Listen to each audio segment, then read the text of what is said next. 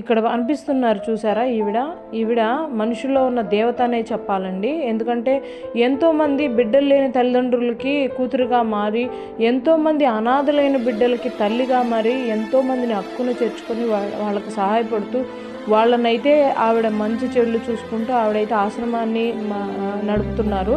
ఆవిడకి ఒక ఛానల్ కూడా ఉందండి, మంజులా చారిటబుల్ ట్రస్ట్ అని. ఆ ఛానల్ని మీరు కూడా ఫాలో అవుతారనుకుంటున్నాను. ఇక్కడ చూశారు కదా ఆవు దూడండి, ఇది పుట్టి 2 రోజులు అవుతుందంట. దీన్నైతే సంతకు తీసుకెళ్తున్నారు. వీళ్ళకి మార్గం మధ్యలో కనపడితే వీళ్ళైతే ఆవు దూడని కాపాడి వాళ్ళు అమ్మడానికి తీసుకెళ్ళిన వాళ్ళకి దానికి ఎంతైతే ధర పలుకుతుందో ఆ డబ్బునైతే ఇచ్చి ఆవు దూడను కూడా కాపాడారు. మనుషుల్నే కాదండి, మూగజీవాలను కూడా కాపాడుతున్నారు. ఈవిడ నిజంగా దేవత అనే చెప్పాలి. ఈవిడకి ఒక ఛానల్ కూడా ఉందండి, మంజులా చారిటబుల్ ట్రస్ట్ అని. ఆ ఛానల్ సబ్స్క్రైబ్ చేసుకొని ఆవిడకి కూడా సపోర్ట్ చేస్తారని అనుకుంటున్నాను. ఇదేమీ ప్రమోషన్ అయితే కాదండి.